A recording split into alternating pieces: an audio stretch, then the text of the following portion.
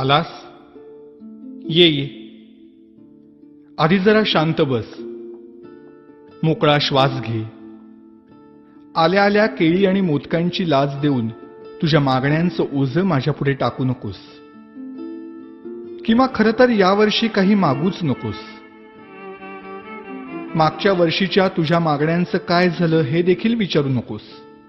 कारण कितीही मागण्या पूर्ण केल्या तरी तुमच्या अपेक्षा वाढतच जातात. आता यापेक्षा मोठं पोट नाही झेपायचं मला.